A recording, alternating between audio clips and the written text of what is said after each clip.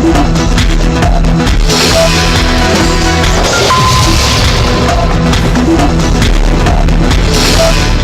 association with Nepal Justice, sponsored by Dystar Home, a complete home. Computer बारे के पनि नजान्नेलाई दक्ष र दक्षलाई विज्ञ बनाउने प्रमिस हो स्काई शप को कम्प्युटर गुरु। ILFC, micro-financial friend. New Human Fit Teller, New Road, Kathmandu. official newspaper नया पत्रिका राष्ट्रिय दैनिक पश्चिमाञ्चल फाइनान्स कम्पनी लिमिटेड, मिलन चोक बुटवल, पाल्पा डेन्टल क्लिनिक, दाँत उपचार केन्द्र, हस्पिटल लाइन बुटवल।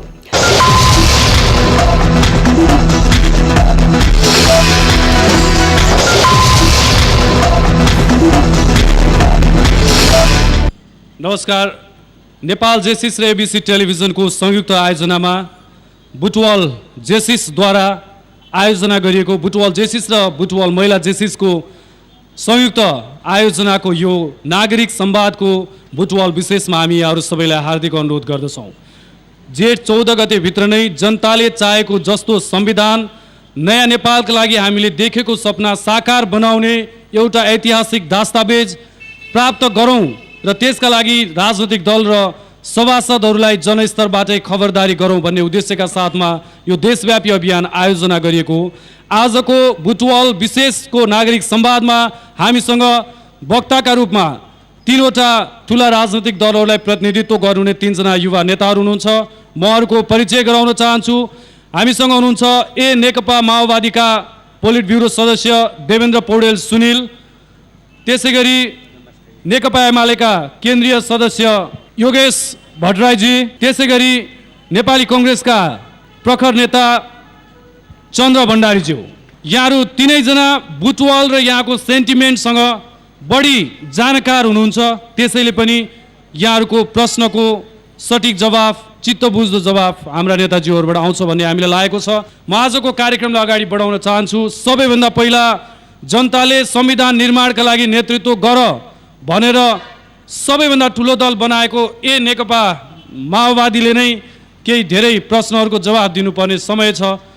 म देवेन्द्र पौडेलजीलाई बिना भूमिका प्रश्नमा केन्द्रित भइदिन अनुरोध गर्दै प्रश्न राख्न चाहन्छु। पौडेलज्यू, यहाँहरू संविधान सभामा करिब 40% को हिस्सेदारी हुनुहुन्छ, तर अहिले संविधान बनाउन 1.5 महिना करिब बाँकी रहँदा संयुक्त राष्ट्रिय सरकारको नाममा सहमतिको लागि सरकारको शर्त तेर्साइरहनु भएको छ। यसरी तपाईहरूको लक्ष्य संविधान भनेर बुझ्ने कि सरकार भनेर बुझ्ने, कृपया प्रश्न पारिदिनु होला। नेपाली जनताको आकाशमा फेरि पनि नयाँ संविधान निर्माण गर्न दिनको निम्ति केही शक्ति केन्द्रहरू विभिन्न प्रकारले लागिपरेको र 62-63 सालको जनआन्दोलनबाट प्राप्त गरेका उपलब्धिहरूलाई फेरि गलत प्रकारले प्रतिगमनतिर फर्काउने षड्यन्त्र भइरहेको छ। त्यसकारणले हाम्रो पार्टीको तर्फबाट प्रष्ट रूपमा नयाँ संविधान निर्माण गर्ने कुराको अगुवाई गर्ने प्रतिबद्धता म व्यक्त गर्न चाहन्छु। र मुख्य प्रश्न नयाँ संविधान निर्माण गर्नु नै अहिलेको आवश्यकता हो र त्यसपछि मात्रै हामी आर्थिक, राजनीतिक, सामाजिक रूपान्तरणको अर्को अध्यायमा प्रवेश गर्न सक्नेछौँ र सहायक रूपमा संविधान निर्माण गर्ने प्रक्रियाको अगुवाई स्वाभाविक रूपमा जनताले संविधान सभाको निर्वाचनमा ठुलो दलको रूपमा एकीकृत नेकपा माओवादीले दिएको हुँदाखेरि अहिलेको यो सरकारको तर्फबाट त्यसको संयोजन हुन नसक्ने प्रष्ट भएको हुँदाखेरि यो अहिलेको सरकार तत्काल विघटन हुनुपर्छ र संविधान सभामा नेपाली जनताले व्यक्त गरेको मतका आधारमा राष्ट्रिय संयुक्त सरकारको नयाँ अध्यायको सुरुवात गर्नुपर्छ र मात्रै हामी त्यो दिशामा अगाडि बढ्न सक्छौँ। सरकार र संविधान सभा एउटै हो। तपाईहरू सरकारमा नभए नि संविधान सभामा ठुलो दल हुनुहुन्छ, त्यहाँ नेतृत्व लिएर संविधान दिनुस् न जनतालाई। सिंहदरबार भित्रबाट कानुनी रूपमा नै नयाँ संविधान दिने प्रयत्न गर्नेछौँ र त्यसको निम्ति हामी सहमतिको वातावरण बनाउने पहल गर्नेछौँ र तोकिएकै मितिमा आजभोलि नै नयाँ सहमति गऱ्यौँ भनेदेखि हामी तोकिएकै मितिमा संविधान जारी गर्न पनि सक्नेछौँ र त्यो यदि हुन सकेन, कहीँ कतै त्यस्तो प्रकारको वैध प्रकारले कार्यान्वयन हुन सकेन, संविधान जनताको बिचमा जान सकेन, सहमति बन्न सकेन भने पनि कुनै न कुनै रूपमा नेपाली जनताको बिचमा जनताको यो पछिल्लो परिस्थितिलाई सम्बोधन गर्ने गरी नेपालको शासकीय स्वरूपको बारेमा प्रष्ट रूपमा हाम्रो धारणा सहित नयाँ संविधान हामी जनताको बिचमा पेश गरेर जानेछौँ। अझ चन्द्र भण्डारीज्यू, जस्तो कि सहमति बिना संविधानको सम्भावना छैन। संविधान जनताले चाहेका छन्, यो दायित्व तपाईँहरूको दिनुपर्ने, जनताले चाहे जस्तो संविधान।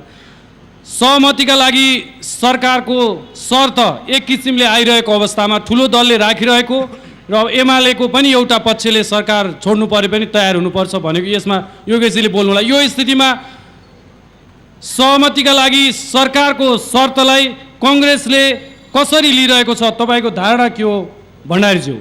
संविधान लगभग बनिसकेको छ। 11वटा समितिले दिइसकेपछि हामीसित नमिलेका 19वटा बुँदाहरू छन्। सबै पार्टीहरूको 3टा पार्टी, तराई पार्टी लगायत नमिलेका 19वटा बुँदाहरू छन्। लगभग अरूमा संविधान लेखिसकेको छ। 19वटामा पनि तपाईँलाई 13वटा कुराहरू बसेर नै मिल्छन्। म तपाईँहरूसित राख्न चाहन्छु। हामीसित अहिले असमझदारीका विषयहरू 5वटा मेजर असमझदारीका विधाहरू छन्। एउटा सङ्घीयता। सङ्घीयता कसरी लैजाने? तराईले एक मधेस एक प्रदेश भन्छ, हिमालले हिमाली प्रदेश भन्छ, पहाडले पहाडी प्रदेश भन्छ। त्यति मात्रै नभएर नेपालका नेताहरू बढी बोल्छन्, तपाईँहरूलाई थाहै छ। बढी ताली पिटाउन चाहन्छन्, तपाईँहरूलाई थाहा छ। त्यसको आउटपुट त्यसले समाजमा के असर पर्छ भन्ने कुरा बुझ्दैनन्। त्यसकारण यो जातीय राज्य भन्ने एउटा कुरा नर्म्स घुसाइदिएका छन्। त्यसले समाजमा एउटा द्वन्द्व पैदा गरेको छ। अहिले बाहुन समाज, क्षेत्री समाज, मगर समाज, नेवार समाज, एउटा थारू समाजमा एउटा अराजकता पैदा भएको छ। त्यसकारण यो सङ्घीयता, माओवादीले 14 राज्यको कुरा गरेको छ भने एमालेले 8 राज्यको कुरा गरेको छ। विभिन्न नेपालका 3वटै राजनीतिक पार्टीका नेताहरू बसेर 14मा जाने कि 8मा जाने कि 7मा जाने भन्ने कुरामा अन्तिममा पुरै विवाद हुँदैन। म यो तपाईँहरूलाई खुसीको कुरा सुनाउन चाहन्छु। दोस्रो कुरा, जातीय राज्य हामी यो देशमा हुन सक्दैन। किनभने कुनै पनि ठाउँमा कुनै पनि जातको प्रभुत्व छैन। जातीय आन्दोलन, जातीय कन्फ्लिक्ट, द्वन्द्व बढाउन नेपालमा कुनै पनि ठाउँमा, तराईका जनताहरू पनि चाहँदैनन्। यो द्वन्द्वमा हामी फसेका छौँ, पहिलो कुरा। दोस्रो कुरा, हामीसँग के छ भन्नुहुन्छ भने अत्यन्त हामीलाई गढेको पार्टीका नेताहरूले लगाएको नारा अग्र अधिकारको छ। काठमाडौँका नेवारहरूलाई नेवार राज्य दिने हो भने अग्र अधिकारको नाममा बुटोलको नेवारहरू के गर्ने? पाल्पा र गुल्मीका मगरहरूलाई मगर राज्य दिने हो भने बुटोलका मगरहरूले के गर्ने? तराईका थारूहरूलाई, जनकपुरको थारूहरूलाई थारू राज्य दिने हो भने सर्लाहीका थारूहरूले के गर्ने? हामीले अनावश्यक जन्माएको एउटा द्वन्द्व छ। यो अप्ठ्यारो छ। यसलाई हामीले बसेर गम्भीरतापूर्वक हामीले समाधान गर्नुपर्ने छ। हाम्रो जिम्मेवार, हाम्रो भनाइ के हो भन्नुहुन्छ भने पहाडमा बिजुली छ, पहाडमा बत्ती छ, तराईमा जङ्गल छ भने जङ्गल भएका वरिपरिका गरिबहरू झुपडीमा बसिरहेका छन्। उसले काठ पाउन, दाउरा पाउन, उसले पहिले काठ पाउनुपर्छ। त्यो काठले उसले घर बनाउनु पाउनुपर्छ। पहाडको बिजुली भएको ठाउँकाले बिजुली पहिलो पाउनुपर्छ। तराईमा उठेको राजस्व पहिलो प्राथमिकता उसले पाउनुपर्छ। जो पिछडिएको वर्ग छ, पिछडिएको समाज छ, पिछडिएका क्षेत्रका जनताहरूले पहिलो अवस्था पाउनुपर्छ भन्न पनि हामीले न्यायिक आधारमा यो अग्रगमनको मुद्दालाई हामी समाधान गर्न सक्छौँ। एमाले पनि यसैलाई अपनाओ। माओवादीले राष्ट्रपतीय शासनलाई अगाडि बढाउन पर्यो भनेर भन्यो। यसमा हामी कहाँबाट मिल्न सक्छौँ भने नेपाल अन्डर डेभलप कन्ट्री हो। नेपालमा वेस्ट पार्लियामेन्ट सिस्टमले के गरिदियो भने 1 वर्ष पनि सरकार टिक्न सकेन।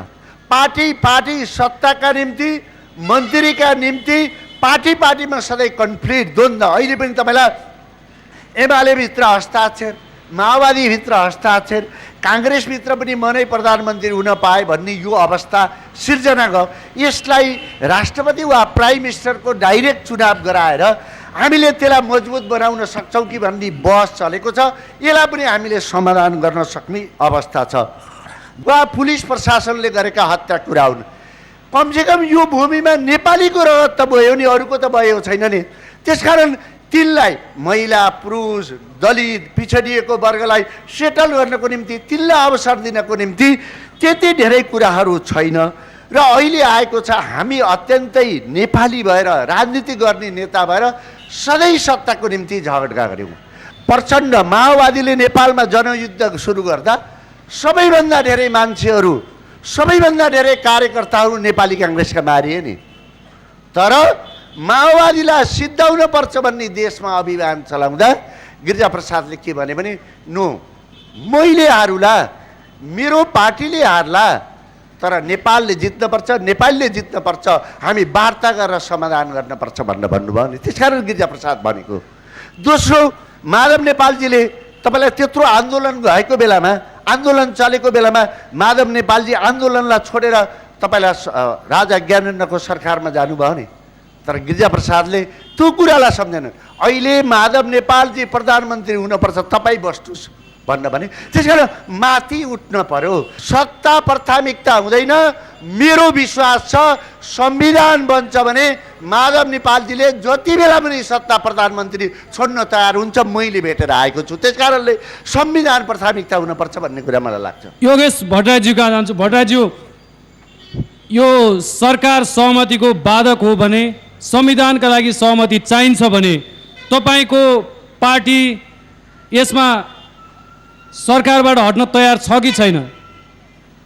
नेपाली जनताले संविधान बनाउनका निम्ति 601 प्रतिनिधिलाई चुनेर पठाएका थिए र 730 दिन दिएका थिए। र अब 48 दिनको बिचमा हामीले संविधान बनाउनु पर्नेछ। र म यहाँको बिचमा के भन्न चाहन्छु भने नेकपा एमालेको प्रतिनिधिको हिसाबले अहिले राष्ट्रिय सहमति निर्माणको निम्ति वर्तमान सरकारलाई जुन बाधकको रूपमा प्रस्तुत भएको छ, गरिँदैछ, मलाई के लाग्दछ भने अहिले नेकपा एमालेको नेतृत्वमा जुन सरकार छ, यो कुनै नेकपा एमालेले चाहेर बनेको पनि होइन।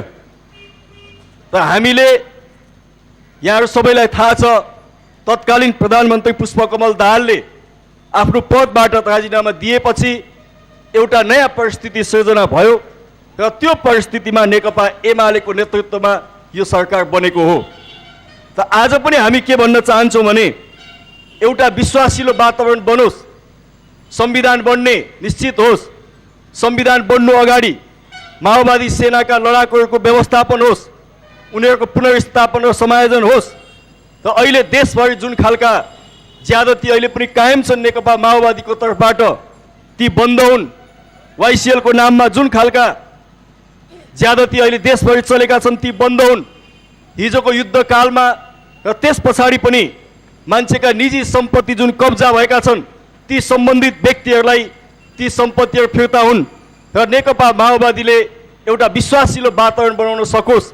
त्यस्तो अवस्थामा हामी तत्क्षण कुनै पनि बेला राष्ट्रिय सहमतिको निम्ति बाटो खोल्न तयार छौँ। हाम्रो केन्द्रीय कमिटीले त्यही भनेको छ। र अहिले पनि म यहाँहरूको बिचमा जोड दिन चाहन्छु, यदि त्यस्तो वातावरण बन्यो भने वास्तवमा अहिले यो सरकार कसले विस्थापित गर्ने अथवा कसले नयाँ सरकारको नेतृत्व गर्ने, त्यसको एउटा विश्वासिलो वातावरण बन्न सक्यो भने नेकपा एमाले न हिजो सत्ताको निम्ति यो कुनै त्यस्तो सत्ताको लुछाचुडीमा यो पार्टी फसेको छ, न कुनै त्यो खालको गतिविधि यसले हिजो गर्दै आएको छ। यहाँहरू सबैलाई थाहा छ, हामीले सबभन्दा लोकप्रिय सरकार चलाएका थियौँ 2051 सालमा मनमोहन अधिकारीको नेतृत्वमा। त्यति बेला स्वयं नेपाली काङ्ग्रेसले संसदभित्र जुन खालको खेल खेलेर सत्ता परिवर्तन गर्ने काम गर्यो, त्यो बेला पनि हाम्रो तत्कालीन प्रधानमन्त्री मनमोहन अधिकारी हेलिकप्टर दुर्घटनामा उहाँ घाइते हुनुहुन्थ्यो, हस्पिटलको बेडमा हुनुहुन्थ्यो। हामीले नेपाली काङ्ग्रेसलाई भन्यौँ, प्रधानमन्त्रीले संसदमा आएर जवाफ दिनको निम्ति केही महिना दिनुहोस्, उहाँको स्वास्थ्य ठिक भएपछि उहाँले जवाफ दिनुहुन्छ र तपाईँलाई सत्ता हस्तान्तरण गर्नुहुन्छ। तर नेपाली काङ्ग्रेसले त्यो मानेन र तपाईँहरू सबैले टेलिभिजनमा देख्नुभयो कि मनमोहन अधिकारीले अस्वस्थताको बिचबाट टिचिङ हस्पिटलबाट संसदलाई सम्बोधन गर्नुपर्ने अवस्था आयो। त्यो अवस्थामा पनि हामीले सरकार कहिले पनि च्यापेनौँ र सरकार छोडिदियौँ। अहिले पनि नेकपा एमाले सरकार छोड्न तयार छ र त्यो खालको विश्वासिलो वातावरण बनाउनुहोस्। 10 महिनाभन्दा बढी समय प्रधानमन्त्री बनेर नेपालमा सबैभन्दा लामो शासन गर्ने कम्युनिस्ट प्रधानमन्त्रीको रेकर्ड त यहाँको नेताजी वर्तमान प्रधानमन्त्री माधव नेपालजीले कायम गर्नुभयो। तर संविधान निर्माणको यो ऐतिहासिक दायित्व पुरा गर्ने मामिलामा चाहिँ उहाँ जस्तो कछुवा गति कसैको भएन। के गर्नुभयो त तपाईँहरूले 10 महिना? ल भन्नुहोस् त। सबभन्दा पहिले त हामी संविधान बनाउनका निम्ति संविधान सभाले यसमा भूमिका खेलेको छ कि संविधान सभाका विभिन्न समितिहरूले आफ्ना प्रतिवेदनहरू बुझाइसकेका छन् र केही विवादास्पद मुद्दाहरूमा हामीले भनेका छौँ कि त सहमति कायम गरौँ कि त प्रक्रियामा जाउँ। जस्तो सङ्घीयताको विषयमा केही बहस र समस्या छ। यदि सङ्घीयताको विषयमा तपाईँ जनमत सङ्ग्रहमा जानुहुन्छ अथवा भोटिङमा जानुहुन्छ भने यो मुलुक विभाजित हुन्छ।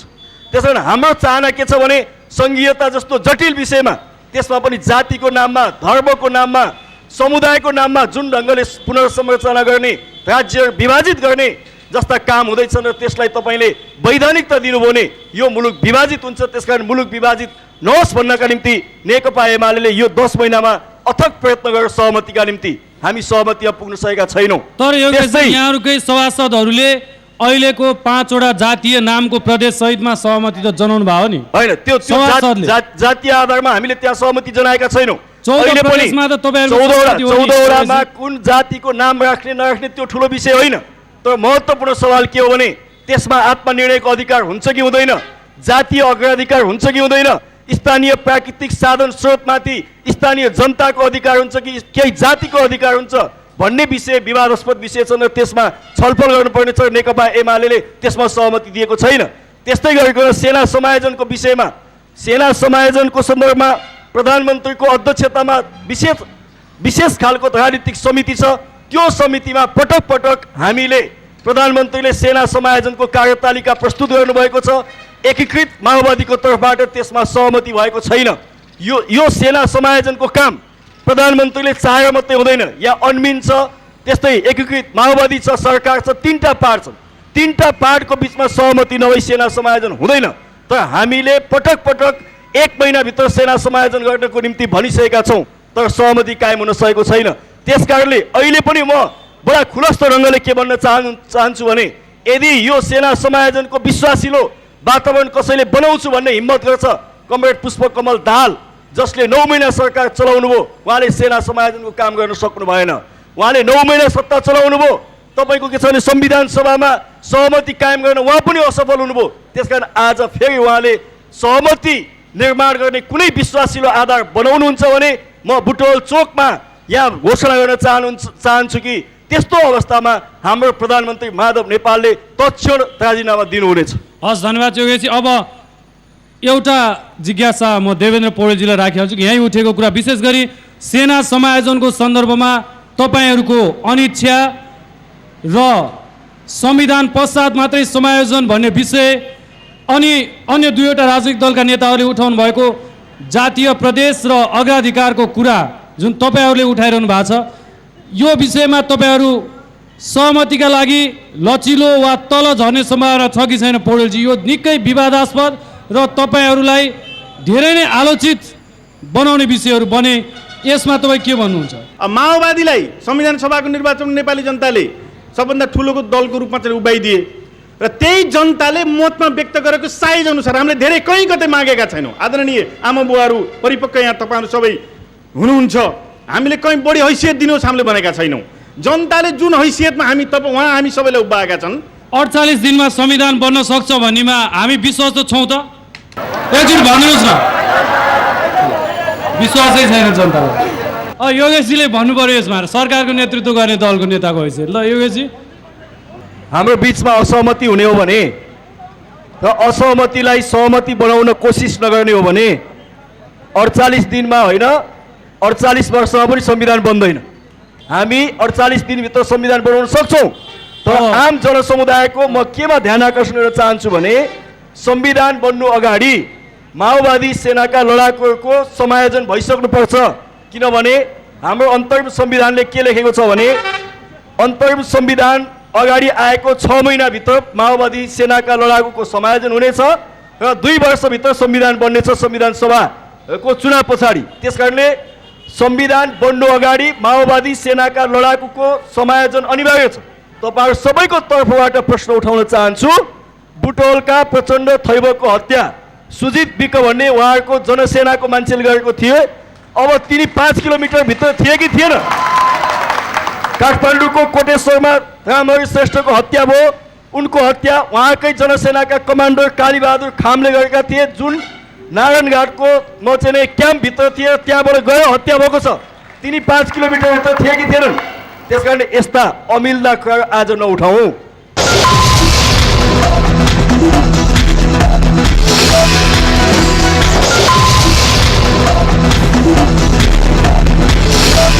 In association with Nepal Justice, sponsored by The Star Home, a complete home. कम्प्युटरबारे के पनि नजान्नेलाई दक्ष र दक्षलाई विज्ञ बनाउने प्रमिस हो स्काई शपको कम्प्युटर गुरु। ILFCU, microfinancial friend. New Human Fit Teller, New Road, Kathmandu. official newspaper नया पत्रिका राष्ट्रिय दैनिक, Pashchimanchal finance company limited, Milanchowk Butwal, Palpa dental clinic, दाँत उपचार केन्द्र, हस्पिटल लाइन बुटवल। एक चरण दर्शकको जिज्ञासाका लागि हामी दर्शक दीर्घामा जान्छौँ, त्यसपछि फेरि चन्द्र भण्डारीज्यूको आउँछु म। त्यसपछि अगाडि जिज्ञासाको लागि सर्वप्रथम संविधान सभाको निर्वाचन पश्चात सहमतिको उल्लङ्घनको सुरुवात राष्ट्रपतिको निर्वाचनबाट एकीकृत माओवादीले गरेको हो कि अरूले गरेको, एउटा प्रश्न। अहिले एकीकृत माओवादीले सत्ता भनेर जुन 48 दिनको समय सीमा रहँदा भनेको छ, आफू ठुलो आकारको दल भएको कारणले नेतृत्व गर्न पाउनुपर्छ भनेर, तपाईँहरूले संविधान निर्माण गर्नेको नेतृत्व गर्नुहोस् न। सरकारको नेतृत्वमा त तपाईँहरू असफल भएकै कारणले यो सरकार बनेको हो नि त। जातीयताको आधारमा चाहिँ यो देशमा सङ्घीयताको जाँदैछ र यो 101 जातिमध्ये 58 सालको जनगणना अनुसार क्षेत्रीय जातिहरू चाहिँ लगभग 15.8% र ब्राह्मण जातिहरू चाहिँ लगभग 12% यो देशमा रहेका छन् र यी जातिलाई अन्य जातिमा राखेर यो संविधान बन्यो भने यो हामीलाई क्षेत्री बाहुनलाई पाखा लगाएर यो संविधान बन्यो भने यो क्षेत्रीय बहुसङ्ख्यक रहेका क्षेत्री बाहुनको चाहिँ भविष्य के होला, यसमा चाहिँ उहाँहरूले चाहिँ तिनैजना नेताहरूले चाहिँ पक्षपात। यही भूमि हो प्रचण्ड थैबेलाई मारेको। तत्कालीन वाइसिएलका रूपन्देही अध्यक्ष सुजित विकले गोली हानेर प्रचण्ड थैबेलाई मारिया छ। अनि के हो त्यो गोली हतियार होइन? आज हामी नेपाली जनताको अगाडि आज तपाईँले हतियार छैन वाइसिएलसँग भनेर यही भूमिमा, शहीदको भूमिमा झुटा बोल्ने प्रयत्न नगर्नुहोस्। धन्यवाद। हस्, 5-6वटा यदि नमिलेको कुरा गर्नुभएको थियो, त्यो कुन हो प्रश्नसँग यहाँ भएको सम्पूर्ण जनमानसलाई पठाइदिनु हुन म विनम्र अनुरोध गर्छु। हस्, धन्यवाद। जनतामा कति सम्पत्ति राख्ने भनेर एउटा तह तोक्नुपर्छ भनेर छलफल भएको थियो। त्यस विषयमा जब मान्छेको सम्पत्तिको, नागरिकको सम्पत्तिको हद लगाइन्न भने खोलामा गिटी फोर्ने जुन नागरिकहरू हुन्छन् उनी कहिले धनी हुन्छन् र कहिले साँझ एक छाक भात खान सक्ने हुन्छन्। जनताबाट निर्वाचित सबैभन्दा ठुलो दल हुँ भन्नुभएको छ। यदि उहाँहरू जनताकै दल हो भने उहाँहरू सेना समायोजनसँग किन डर्छ? उहाँलाई होइन कि त सेना समायोजन गर्न डराउनु भएको छ भने उहाँहरूलाई पनि अझै पनि हामी भोलि जङ्गल फर्किन पर्ने हो कि भन्ने डर हो कि? त्यो कुरामा प्रश्न पाइदिनु अनुरोध गर्दछु। म माओवादी ठुलो, म काङ्ग्रेस ठुलो, म एमाले ठुलो भन्ने हो भने हुँदैन। यदि राष्ट्र ठुलो, राष्ट्र छ भने बल्ल तपाईँ नेताहरू हुनुहुन्छ, राष्ट्र छ भने बल्ल हामी हुन्छौँ, दलहरू हुन्छ। राष्ट्र नै हुनुहुन्छ भनेदेखि कसरी तपाईँको ऊ हुन्छ? राष्ट्रलाई यति यथार्थमा राष्ट्रलाई अङ्गीकार गरेर, राष्ट्रलाई माथि राखेर राष्ट्रभन्दा मुनि हामी छौँ भन्ने जानेर गर्नुहुन्छ भने भोलि दिनभरिमा सबै समस्याहरू समाधान हुन्छ। दुईपल्टसम्म चाहिँ अब यो सहमति हुँदैन, 48 दिनमा संविधान बन्दैन भन्ने जुन कुरा गर्नुभयो, यसमा हामी पनि सहमत छौँ। यो अब संविधान बन्दैन र देशमा राष्ट्रपति शासन लागू हुन्छ कि भन्ने कुरा टर्कारे रूपमा आइरहेछ। अब यो विषयमा पहिलाकै जस्तो इतिहासलाई दोहोऱ्याउँदै आदरणीय योगेश भट्टराईज्यूले भन्नु पर्यो कि नेकपा एमाले त्यो सैनिक शासन लगाउने विषय, राष्ट्रवादी शासन लगाउने विषयमा के पहल गर्दैछ? अहिलेसम्म उठेका जिज्ञासाहरूको समाधानका लागि म मञ्चमा रहेका नेतागणतर्फ आउनुभन्दा अगाडि हामीसँग लुम्बिनी वाणिज्य क्याम्पसका प्रमुख डाक्टर ईश्वर गौतमजी हुनुहुन्छ। गौतमजी, यो सङ्घीयतामा जाँदा आर्थिक स्रोत र साधनको वितरणको सवालमा अग्राधिकारले के भूमिका खेल्दछ, त्यो कतिको जायज हो? कृपया यहाँको सठिक विश्लेषणको म अनुरोध गर्छु है, संक्षिप्त विश्लेषण। तर हाम्रो मुलुकको भूबनावट हेर्दाखेरि हाम्रो मुलुक चाहिँ तीनतिरबाट भारतले घेरेको र हामी कहाँ ओपन बोर्डर भएको कारणले गर्दाखेरि र सबै हाम्रो पैठारी निकासी सबै इन्डिया थ्रो हुने, अधिकांश इन्डिया थ्रो हुने भएको हुनाले र राज्यले जुन राजस्व सङ्कलन गर्ने काम हुन्छ र धेरै स्रोतहरू हामीसँग भएको स्रोतहरू तराईमा केन्द्रीकृत भएको कारणले गर्दाखेरि यदि यो अग्राधिकार दिने काम भयो भनेदेखि यसले एउटा क्षेत्र चाहिँ पिछडिएको पिछडी हुने र अर्को क्षेत्र चाहिँ अगाडि जाने, यसले गर्दाखेरि मुलुकको अस्मितामाथि नै शङ्का गर्नुपर्ने अवस्था आउन सक्छ। त्यसै यसको बारेमा अलिकति विचार गर्नुपर्ने निश्चित रूपमा हुन्छ। एउटा कुरा चन्द्रजीलाई मेरो जिज्ञासा के भन्दाखेरि, एउटा नेताहरूले ताली खोज्छन् भन्दै हुनुहुन्छ, कतै तपाईँ पनि तपाईँको बोल्ने क्रममा पनि ताली पड्केकै हो, त्यस कारण तपाईँले पनि ताली खोज्ने किसिमको कुरा मात्रै गर्नुभएको हो कि अर्थात् अब संविधान बन्छ 19वटा मात्रै बुँदा बाँकी छन् भनेर हामीलाई बडो आश्वस्त पार्नुभयो, राम्रो चाहिँ सिग्नल दिनुभयो र यो तपाईँको साँच्चै कमिटमेन्ट हो कि फेरि पनि ताली खोज्नको लागि आश्वासन मात्रै हो? कमरेड सुनिललाई मेरो अर्को एउटा जिज्ञासा छ, तपाईँहरू साँच्चै नै इमान्दार हो भनेदेखि तपाईँले सत्ता नखोजेर 48 दिन बाँकी छ अनि निर्वाचन संविधान बनाउनेतर्फ संविधान सभालाई बढी परिचालित गराउनु भयो भनेदेखि सायद नागरिकले आशा गरेको कुरा हुनसक्छ होला। अब यो 48 दिनमा फेरि सत्ता परिवर्तन गर्ने, मन्त्री परिवर्तन गर्ने, सारा परिवर्तन गर्दाखेरि तपाईँले जुन कुरा भन्नुभएको छ 48 दिनमा संविधान निस्कन्छ भन्नुभएको छ, यसमा चाहिँ मलाई लाग्छ जनता विश्वस्त छैन। अब कांग्रेस नेता चन्द्र भण्डारीज्यू कहाँबाट यो चरणको म सुरुवात गर्छु। पहिलो यो देश हो, दोस्रो नेपाली जनता हुन्, तेस्रो मेरो पार्टी र मेरो विचार हो। पहिला यो कुरामा सहमत हुनुपर्छ। मैले आयोजक साथीहरूलाई, एबिसी टेलिभिजनका साथीहरूलाई म आग्रह गर्न चाहन्छु, यो हाम्रो क्षेत्र भनेको अत्यन्त पोलिटिकलाइज राजनीतिकरण भएको क्षेत्र हो। हजुर, कुन बेला कुन एउटा मास्टरले 5 कक्षामा एउटा रसिद कटाइदियो, त्यो रसिद एमालेको थियो कि काङ्ग्रेसको थियो कि अहिले माओवादीको थियो। दुनियाँ परिवर्तन भइसक्यो, दुनियाँका च्यालेन्जहरू परिवर्तन भइसके, हामीमा परिवर्तन आएको छैन। हामी त्यही 5 कक्षाको रसिद लिएर हिँडेका छौँ। त्यो हाम्रो सबैभन्दा ठुलो बाधक हो, हाम्रो क्षेत्र, यो देशको पनि बाधक हो एउटा कुरा। दोस्रो कुरा के हो भन्नुहुन्छ भने, मैले भने तपाईँहरूलाई कन्फिडेन्स साथ यो मेरो क्षेत्र हो, म यहीँ हुर्केको हुँ। संविधान बनाउनको निम्ति संविधान बनिसकेको छ। मैले तपाईँलाई भनिसकेँ, एउटा साथीले भन्नु के पोइन्ट मिले के मिलेन, त्यो पनि मैले एक बाई भएर भनिसकेँ। तर नमिलेको के हो भने नेताहरूको स्वार्थ नमिलेको, अरू कुनै कुरा नमिलेको छैन। यदि नेता इमान्दार भइदियो र म नेपाली भइदिएँ भनेर सोच्यो भने संविधान बनिसकेको छ। यो के सरकार बनाउने संविधान हो र? व्यवस्थापिका हो र? त्यहाँ एउटा सरकार बनाउने छ, एउटा व्यवस्थापिका छ, संविधान बनाउने छ। संविधान बनाउनेले त आफ्नो काम गरिरहेको छ। त्यसकारणले यो कुरामा तपाईँहरू विश्वास गर्नुहोस्। यदि तपाईँ यो कुरा छुट्याउनुहोस्, यदि यहाँका मान्छेको राजधानी काठमाडौँ हो, देश नेपाल हो भने र उनीहरूको राजधानी कतिको पेकिङ हो, कतिको दिल्ली हो, कसैको वासिङटन हो भने हामीलाई मतलब छैन। होइन, हामी नेपालीहरूको निम्ति संविधान बनेको छ भन्ने कुरा एउटा कुरा म तपाईँ भण्डारजी, नेताहरूको नियत सफा हुने हो भने, नेताहरू मिल्ने हो भने भन्नुभयो तपाईँले, तर यो त हामीले तपाईँलाई सोध्नुपर्ने कुरा हो। के तपाईँलाई जनताले नमिला? तपाईँलाई एउटा कुरा, जनताले तपाईँहरूलाई फुटाएको हो, जनताले तपाईँहरूलाई असमझदारी बढाउनुहोस् भनेर भने हो। हामीले भलै म संविधान सभाको सदस्य होइन, हामीले संविधान बनाउनको निम्ति 601 जनालाई पठाएका हौँ। यो गरिब देशले 50-55 हजार तलब दिएर तिनलाई भेडा बाख्रा चाहिँ पारेको छ। संविधान सभामा पठाएका मान्छेहरू, तपाईँलाई धेरै जसो मान्छेहरू योग्य छैनन्। तर हामीले के हो भन्नुहुन्छ भने 14 जेठ 14 गतेसम्म यिनीहरूले संविधान निर्माण गर्नै पर्छ। गरेनन् भने यिनलाई सरकारको गरिब जनताले उठाएको ट्याक्स खाएर पार्लियामेन्टमा छिर्ने अधिकार पनि छैन। तपाईँहरू सञ्चार माध्यमको अतिथि बन्ने पनि अधिकार छैन। यो कुरालाई हामीले प्रेसर गर्छौँ। तपाईँहरू पार्टीले चाहिँ के गर्नुहुन्छ? उहाँहरूलाई पार्टीले कारबाही गर्छ कि गर्दैन?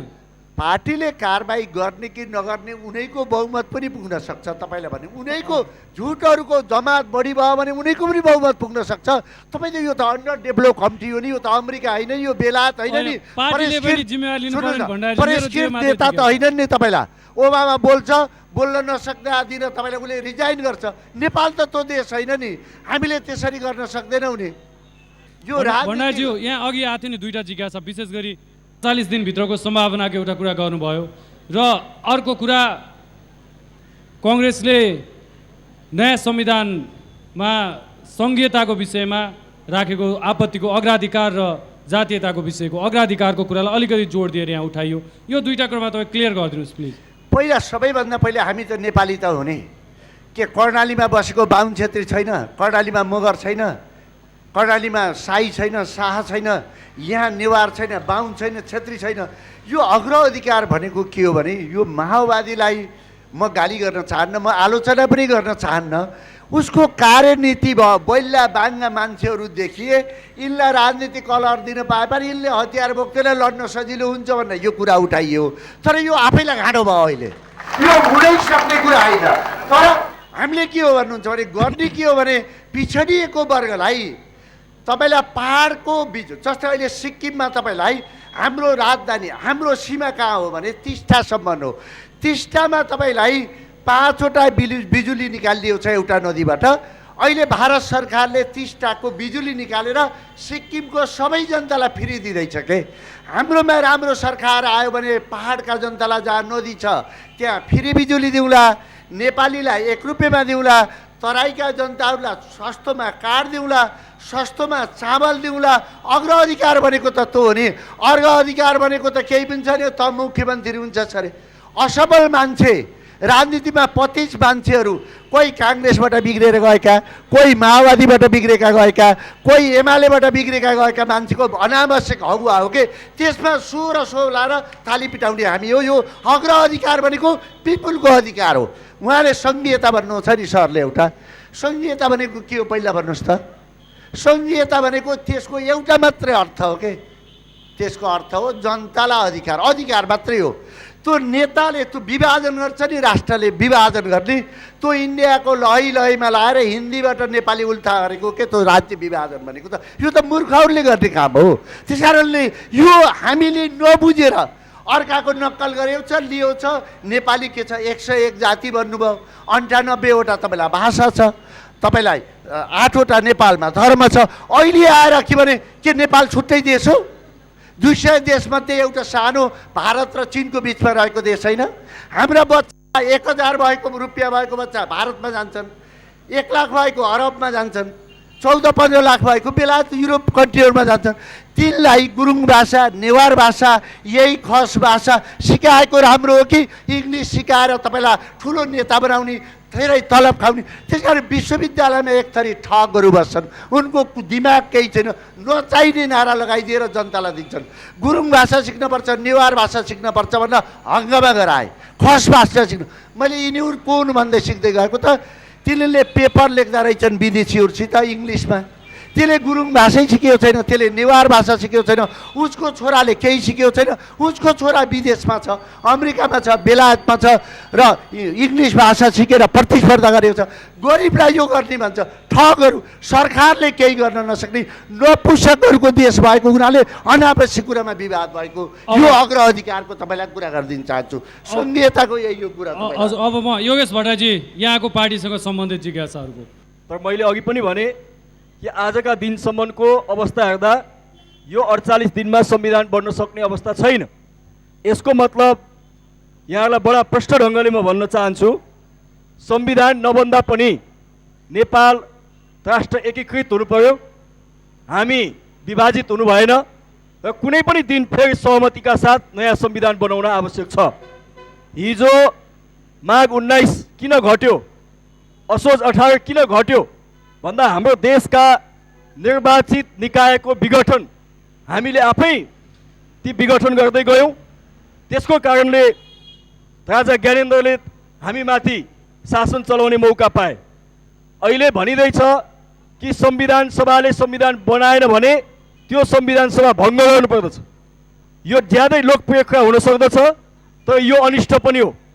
म यहाँको बिचमा के भन्न चाहन्छु भने संविधान सभा विघटन पछाडिको विकल्प के हो? संविधान सभा पछाडिको विकल्प केही पनि छैन। त्यो भनेको यहाँहरूले उठाए जस्तो न राष्ट्रपति शासन हुन्छ न सैनिक शासन हुन्छ। राष्ट्रपति पनि विघटित हुन्छन्, यो सरकार पनि विघटित हुन्छ, पार्टीहरू असफल हुन्छन् र त्यो जगमा प्रतिक्रियावादी शक्तिहरूले खेल्ने मौका पाउँछ। त्यसो भएको हुनाले हामी के भन्दछौँ भने संविधान सभालाई विघटन होइन, संविधान सभालाई कायम राख्दै नयाँ संविधान बनाउने एउटा विश्वासिलो वातावरण बनाउनुपर्छ भन्ने हाम्रो जोड हो। अब म यहाँको अर्को प्रश्नमा के जोड गर्न चाहन्छु भने आजसम्म यो मुलुकमा सत्ताको लडाइँ भएको छ, त्यो सत्ताको लडाइँ जनताको बिचमा होइन, पार्टीभित्रका नयाँ पुस्ताको बिचमा होइन, पार्टीभित्रको अघिल्लो पुस्ताको बिचमा सत्ताको लडाइँ छ। अथवा नेकपा एमालेका केही 5-7 जना मानिसहरू, नेपाली काङ्ग्रेसका केही 5-7 जना, माओवादीका केही 5-7 जना मानिसहरूले यो मुलुकको नेतृत्व आफू गर्न चाहन्छन् र त्यसका निम्ति लडाइँ भएको छ। यो सत्य कुरा हो। यदि 14 गतेसम्म संविधान बन्न सक्ने अवस्था भएन भने बडा स्पष्ट कुरा के हो भने काङ्ग्रेस एमाले माओवादी असफल होइन, त्यो दलको शीर्ष नेतृत्व असफल हुन्छ उनीहरूलाई, किनभने हामीले जिम्मा दिएका छौँ। त्यस्तो अवस्थामा हामी सबै दलका नयाँ पुस्ताले के हिम्मत गर्नुपर्छ भने त्यो दलको नेतृत्व आफूले लिनुपर्दछ र जनताको बिचमा नयाँ संविधान बनाउने त्यो प्रतिबद्धता व्यक्त गर्दै हाम्रा जो अग्रज नेताहरू छन् ती नेतालाई सक्रिय भूमिकामा होइन, नेतृत्वको भूमिकामा होइन, उनीहरूलाई तपाईँले दर्शक दीर्घामा दर्शक कक्षमा राख्नुहोस्, पार्टीका नयाँ पुस्ता अगाडि आउनुहोस्, हामी एकजुट हौँ, नयाँ संविधान बनाऊ, देश अगाडि बढ्छ। त्योभन्दा अर्को कुनै पनि विकल्प छैन। यो मुलुकमा सैन्य शासन हुँदैन, यो मुलुकमा राष्ट्रपति शासन कुनै कल्पना संविधानले गरेको छैन र यो मुलुकमा कुनै पनि पार्टीको व्यक्तिको शक्तिको एकाधिकार एकदलीय निरङ्कुशता अभाव सिद्ध भइसकेको छ। चाहे त्यो ज्ञानेन्द्रका नाममा होस्, चाहे त्यो पार्टीको नाममा होस्, कसैले पनि तपाईँको के छ भने लोकतान्त्रिक विधि पद्धति बेगर शासन चलाउन सक्दैन। त्यसका निम्ति हामीसँग सहमति बाहेक अर्को कुनै बाटो छैन। सहमतिमा जाउँ, सहमतिमा जानै पर्छ, त्यो बाहेक कुनै विकल्प छैन। तब मात्रै हामीले संविधान बनाउन सक्छौँ। अब देवेन्द्र पौडेलजी, यहाँको पार्टीसँग सम्बन्धित पनि प्रशस्त जिज्ञासाहरू आए, म त्यसको समाधानका लागि यहाँलाई अनुरोध गर्छु। हामीले के उठाएको छौँ भन्दाखेरि अहिले भर्खरै हाम्रो नेतृत्वमा एकदलीय सरकार अथवा चाहिँ सत्ता कब्जा गर्ने हामीले भर्खरै चाहिँ तपाईँको त्यो कुरा हामीले उठाएका छैनौँ। हामीले के भनेका छौँ भन्दाखेरि राष्ट्रिय स्वाधीनता, नागरिक सर्वोच्चता, शान्ति र नयाँ संविधान र त्यसको साथसाथै देशभक्त, वामपन्थी र सबै गणतन्त्रवादीहरूको राष्ट्रिय संयुक्त सरकार नै अहिलेको निकास हो भन्ने हामीले भनेका छौँ। यसमा सबै शक्तिहरू पर्छन्। कङ्ग्रेसभित्रका गणतन्त्रवादीहरू पनि यहाँ अटाउनुहुन्छ,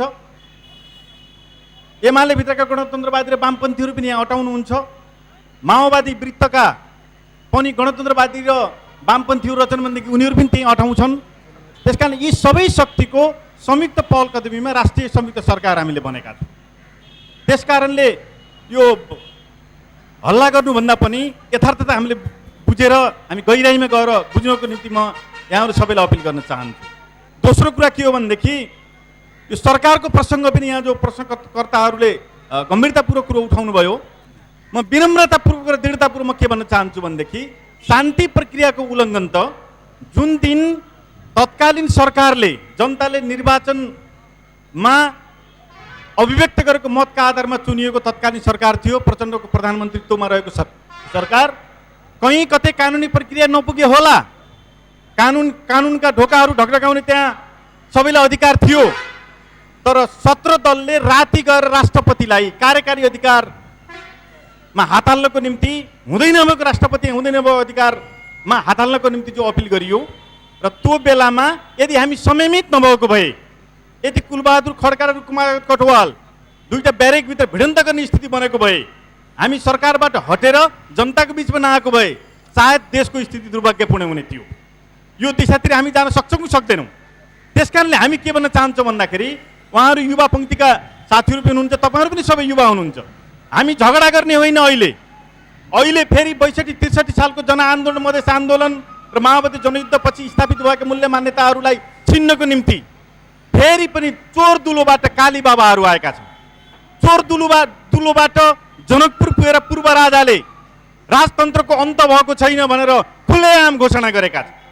अहिले पनि फेरि कतिपय भूतपूर्व राजावादीहरू युवात्व रूपमा प्राप्त भएको गणतन्त्रलाई छिन्नको निम्ति संविधान बन्ने प्रक्रियातिर देशलाई लिएर जान होइन कि फेरि देशलाई प्रतिगामी प्रक्रियातिर फर्काउनको निम्ति त्यस प्रकारका अभिव्यक्तिहरू हिँडेका छन्। त्यसकारणले म के भन्न चाहन्छु भन्दाखेरि हामी देशभक्त हौँ, हामी हाम्रा पार्टीगत आस्था विचारहरूभन्दा पनि देश र जनताप्रति राष्ट्रिय सार्वभौमिकताप्रति हामी प्रतिबद्ध छौँ भनेदेखि यी सबै हरकतका विरुद्ध हामी सबै गणतन्त्रवादीहरू एक ठाउँमा हामी उभियौँ, हामी उहाँहरूसित हात मिलाउन हामी तयार छौँ।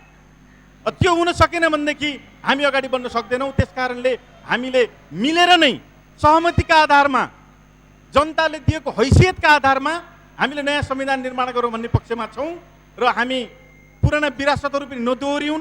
हामी जिम्मेवारी बोधसहित संयमतापूर्वक यी समस्याहरू हल गर्न जाउँ हामीले भनेका छौँ। हामीले कहीँ कसैको पनि जातीय भनिएको राज्य र अग्राधिकारको कुरामा यहाँ प्रश्न आयो। संविधानको महत्त्वपूर्ण अङ्ग हो यो बारेमा तपाईँको पार्टीको दृष्टिकोण भन्नु। स्वाभाविक रूपमा हामीले यो प्रश्न लामो समयसम्म उठायौँ। उहाँहरूका लिडरहरू सहमत हुनुहुन्थेन। एकात्मक साहवंशीय पारिवारिक राज्य प्रणालीको विकल्पमा जनताका सबै भावनाहरू, उत्पीडित वर्ग र समुदायका मनोविज्ञानहरूको एउटा संयोजन गर्ने प्रकारको सङ्घीय मोडेलको, जनताको सङ्घीयताको अभिव्यक्ति गर्ने गणतन्त्र हामीले परिकल्पना गरेका छौँ। यसको अर्थ भनेको के हो भन्दाखेरि जातिको बिचमा विद्वेष फैलाउने, समुदायको बिचमा झडप बनाउने यस्तो प्रकारको परिकल्पना किमार्थ हामीले गरेका छैनौँ। यहाँ त्यस्तो प्रकारको भ्रम यहाँहरू आदरणीय जनसमुदायहरू कसैलाई पनि नपरोस्। उत्पीडित सबै वर्ग, जाति, क्षेत्र, लिङ्ग, भाषा र सम्पूर्ण जनसमुदायहरूका जो गुमेका अधिकारहरू छन्, ती गुमेका अधिकारहरूलाई राज्यको तर्फबाट उचित प्रकारको सम्मान गर्दै पिछडिएका वर्ग र समुदायहरूलाई राज्यमा त्यस प्रकारको एउटा अधिकार दियो र त्यो अधिकार दिने एउटा निश्चित आवधिक अवधिसम्म पिछडिएको वर्गलाई अग्राधिकारको चाहिँ व्यवस्था गरियोस् ताकि सबै समान बन्न सकौँ। यहाँ कोही ब्राह्मण, कोही दलित, कोही मगर, कोही मर्चबारको चाहिँ पिछडिएको चाहिँ मधेसी कोही बन्न नपरोस्। सबै मानिसहरू बराबर भएर पौडेलज्यू यहाँनिर तपाईँले समानताका लागि भनेर भन्नुहुन्छ, लोकतन्त्रको ठुलै व्याख्या गर्नुहुन्छ यहाँहरू। तर अब लोकतन्त्रमा त अधिकारको समान वितरण हुन्छ कि केही निश्चित समूह वर्गलाई चाहिँ बढी अधिकार, केहीलाई कम अधिकार भन्ने यस्तो हुन्छ लोकतन्त्रमा? स्वाभाविक रूपमा लोकतन्त्र भनेको जनतालाई राज्यको तर्फबाट पाउने सम्पूर्ण अधिकारहरू समान रूपमा प्रत्याभूत गराउने र लोकतन्त्र भन्न हामीले बुझ्छौँ। हजुर, त्यसो भएको हुँदाखेरि यो 250 वर्षसम्म समान प्रकारले राज्यको तर्फबाट जनतालाई अधिकार दिने कामहरू गरिएन।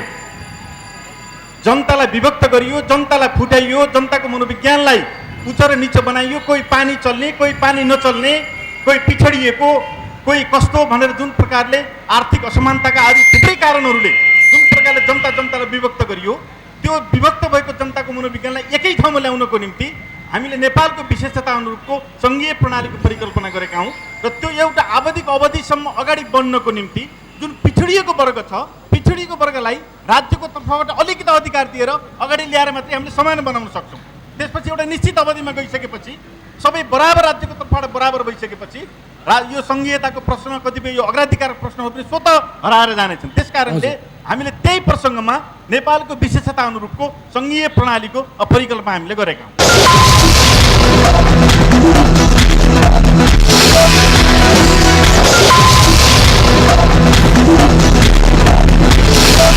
In association with Nepal Justice, sponsored by The Star Home, a complete home. Computer बारे के पनि नजान्नेलाई दक्ष र दक्षलाई विज्ञ बनाउने प्रमिस हो sky शपको computer Guru. ILFCU, the micro-financial friend. New Human Fit Teller, New Road, Kathmandu. Official newspaper, नया पत्रिका राष्ट्रिय दैनिक, पश्चिमाञ्चल फाइनान्स कम्पनी लिमिटेड, मिलन चोक बुटवल, पाल्पा डेन्टल क्लिनिक, दाँत उपचार केन्द्र, हस्पिटल लाइन बुटवल।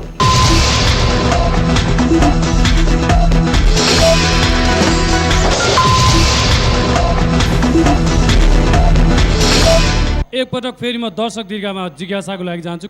चन्द्र भण्डारीजीले संविधान बनिसक्यो भन्नुहुन्छ, कहीँ 2047 सालको संविधान त होइन, बनिसकेको संविधान। मेरो प्रश्न चाहिँ देवेन्द्र पौडेलज्यूलाई, उहाँले भन्नुहुन्छ यदि राष्ट्रिय सहमतिको सरकार बनेन भने जेठ 14 मा संविधान बन्न सक्दैन। के माओवादीले नेतृत्व गर्दैमा राष्ट्रिय सहमतिको सरकार बन्ने हो र? उहाँहरूले करिब 40% मात्र उहाँहरूको सङ्ख्या छ भने बाँकी 60% मध्ये अरू कसैले नेतृत्व गरे पनि राष्ट्रिय सहमतिको सरकार बन्न सक्दैन र? सबै दलहरूलाई म एउटा कुरा सोध्न चाहन्छु, यो सबै दलहरूले प्रतिक्रियावादी भन्ने यो कस्तो प्रतिक्रियावादीको परिभाषा? म सरकारमा बसेका ठुला दलहरूलाई एउटा छोटो मिठो क्वेसन गर्न चाहन्छु।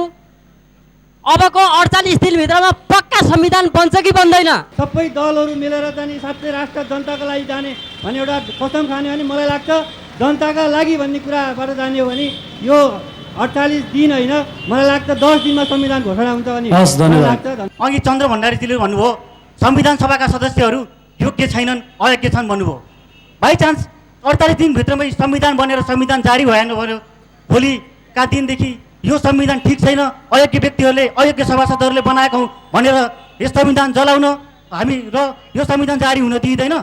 जुन पार्टी जनसंविधान बनाउनको लागि भनेर 10 वर्ष जनयुद्धमा होमियो, त्यही पार्टी विपक्षमा रहेर तपाईँहरूले कस्तो जनसंविधान जनताको माझमा ल्याउनुहुन्छ? मेरो एक संविधान सभाको मर्म अनुसार अबको 45-47 दिनभित्र संविधान बन्न सक्दैन, कुनै हालतमा बन्न सक्दैन।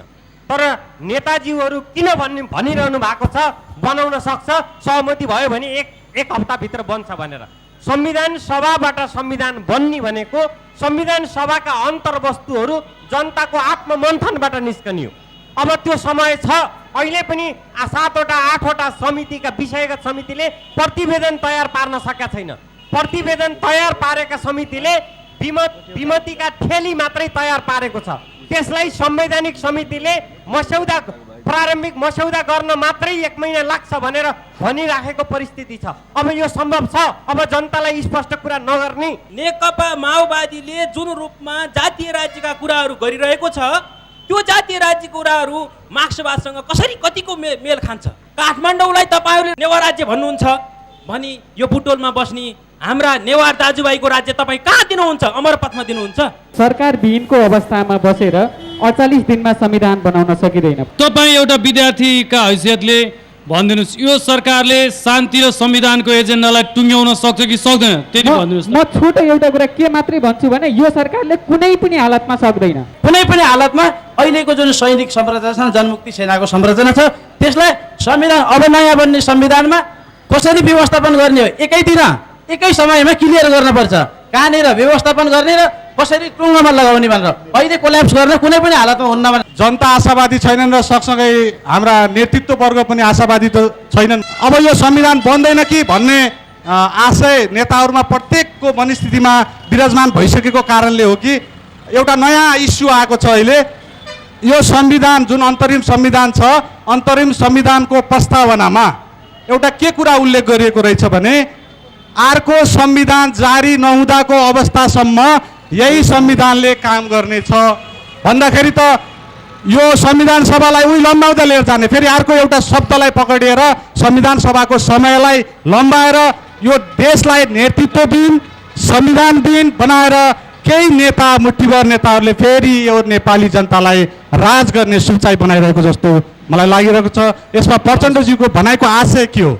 कि यो फेरि बढाउने आशय हो अथवा अर्को संविधान जारी नभएसम्म अवस्थासम्म यसलाई लागू गर्न सकिनेछ भनेको के अर्थमा भन्नुभएको क्लियर गर्नको लागि अनुरोध गर्छु। कविता अर्यालजी आफ्नो जिज्ञासा राख्दै हुनुहुन्थ्यो। यो 3 जना नेताजीहरू यही हुनुहुन्छ, किन यहाँहरू आपसमा मिल्न सक्नुहुन्न? यो भनाइ यहाँहरूको मात्रै हो कि यो केन्द्रदेखिको नै भनाइ हो? स्पष्ट पारिदिनुहुन्न, म विनम्र अनुरोध गर्दछु। र भनिन्छ सरकारी कर्मचारीहरू कतिखेर जाला घाम भनेर 10 to 5 बस्छन् भनेर, त्यस्तै यी सभासदहरू पनि यो आफ्नो समय मात्रै गुजार्ने हो कि काम गरेर देखाउने हो? यो पनि प्रश्न पारिदिनुहुन्न, म यहाँलाई हार्दिक अनुरोध गर्दछु। धन्यवाद। नेपाल जेसिसका पूर्व अध्यक्ष समेत रहनुभएका बुटवलका समाजसेवी बहुआयामिक व्यक्तित्वका धनी युवा अनुपमान सैनीज्यू, समयमै संविधान जारी गर्नका लागि अझ विशेष गरी जनताले चाहेको जस्तो संविधान बनाउनका लागि सामाजिक सङ्घ संस्थाहरूको भूमिका कस्तो हुनु पर्ला? अनुपमानज्यू। धन्यवाद किरणजी। हामीलाई विश्वास छ तपाईँहरूको मानसपटलमा हामीप्रति जनताप्रति तपाईँहरू साँच्चै उत्तरदायी हुनुहुन्छ भन्ने कुरामा हामीलाई कहीँ पनि शङ्का छैन। तर तपाईँहरूमा एउटा चिज परिवर्तन हुनु पर्यो। सोच्ने एउटा, गर्ने एउटा र बोल्ने एउटा प्रवृत्तिलाई त्याग्नुहोस् र आज तपाईँहरूले हामी सबै जनताको माझमा एउटै कसम खानुहोस्, यदि यो 48 दिनभित्रमा संविधान निर्माण गर्न सक्छु भनेर कसम खानुहोस्, होइन भने हामी सक्दैनौँ भनेर कसम खानुहोस्। यो विश्वास तपाईँहरूले दिलाएर यहाँबाट जानुहुन्छ भने तपाईँहरू हामी सबै जनताको हृदयमा, जनताको मन मस्तिष्कमा तपाईँहरू सदैव हाम्रो बिचमा रहनुहुनेछ। होइन भने तपाईँहरू जस्ता नेताहरू जसले हामी जनतालाई झुक्काउँछन् त्यस्ता नेताहरू हामीलाई चाहिँदैन। ती नेताहरूले देखाएका दिव्य सपनाहरू हामीलाई चाहिँदैन। तपाईँहरूले बाँडेका झुटा आश्वासन हामीलाई चाहिँदैन। 601 जना सभासदहरू हामी जनताले निर्वाचित गरेका हौँ। म जेसिसमा केन्द्रीय अध्यक्ष हुँदादेखि नै विधिको शासनको वकालत गर्दै आएको हो। संविधान सभा भनेको जनताको आफ्नो अधिकार हो र यसमा जनताले आफ्नो भाग्यको फैसला गर्न पाउँछु भनेर हामीले आवाज उठाएर जनचेतना जगाउने कार्यक्रमहरू गऱ्यौँ।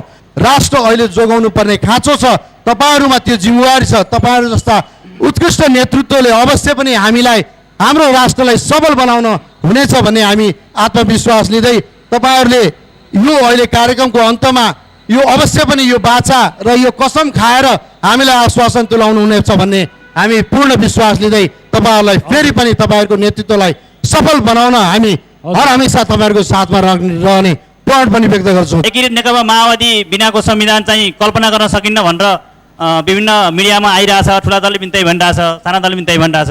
अब एकीकृत नेकपा माओवादी बिनाको संविधान बन्नको लागि एकीकृत नेकपा माओवादीले के भयो भने संविधान बन्न सक्छ, के भयो भने संविधान बन्न सक्छ भन्ने कुरा देवेन्द्रजीले स्पष्ट पारिदिनुहुन्छ कि?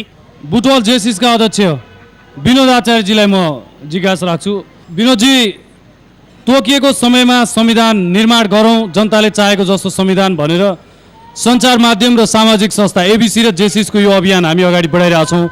तपाईँ कतिको कन्फिडेन्ट हुनुहुन्छ कि हाम्रो उद्देश्य अनुरूप राजनैतिक दलहरू चल्लान् र हामीले संविधान पाउला भन्ने बारेमा?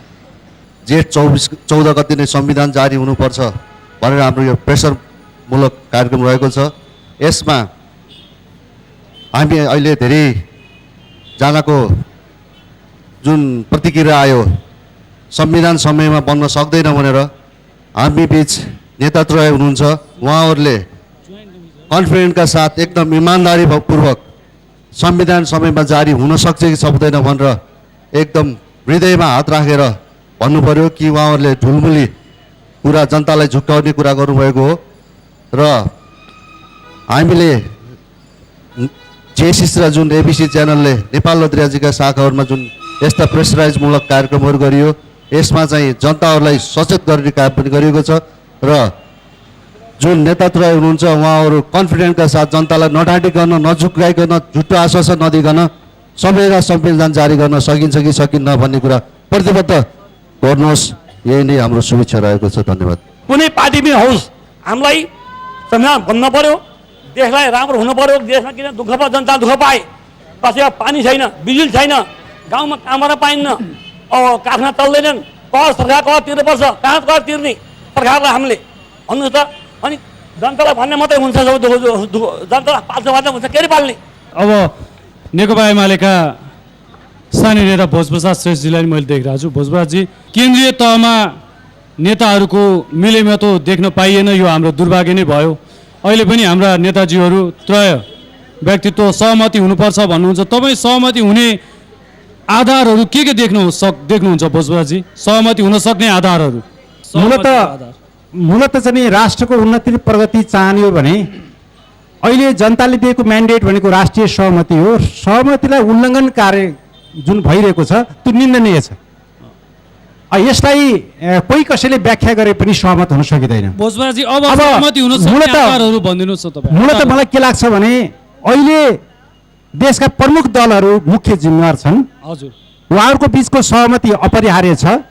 उहाँहरू कुर्सीको दौडमा भन्दा एउटा आफ्नो पहिचान सहित राष्ट्र उन्नति र प्रगतिको दिशामा जानु अहिलेको आवश्यकता हो भन्ने कुरा बुझ्नु पर्यो र हाम्रा युवा नेताहरूले त्यसको आन्दोलनको नेतृत्व गर्न पर्यो, प्रमुख कुरा।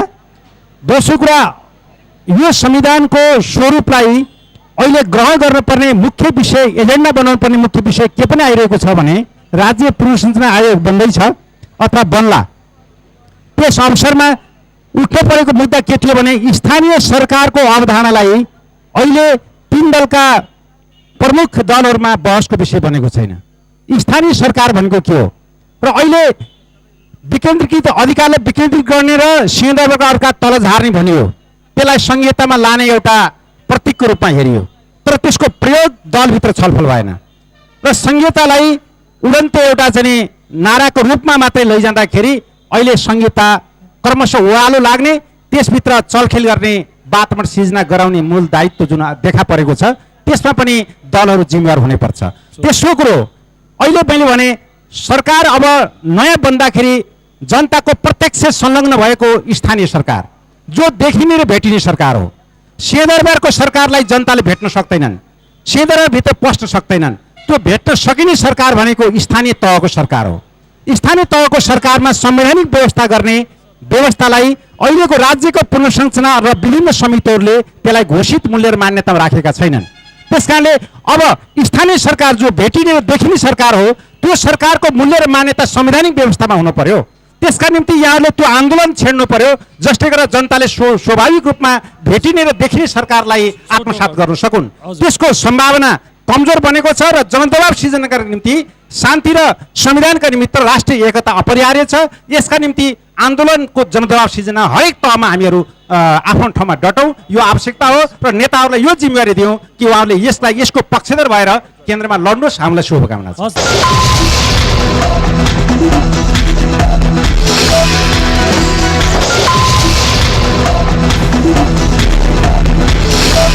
In association with Nepal Justice, sponsored by Dystar Home, a complete home. Computer बारे के पनि नजान्नेलाई दक्ष र दक्षलाई विज्ञ बनाउने प्रमिस हो sky शपको computer Guru. ILFC, the micro-financial friend. New Human Fit Teller, New Road, Kathmandu. Official newspaper, नया पत्रिका राष्ट्रिय दैनिक, पश्चिमाञ्चल फाइनान्स कम्पनी लिमिटेड, मिलन चोक बुटवल, पाल्पा डेन्टल क्लिनिक, दाँत उपचार केन्द्र, हस्पिटल लाइन बुटवल।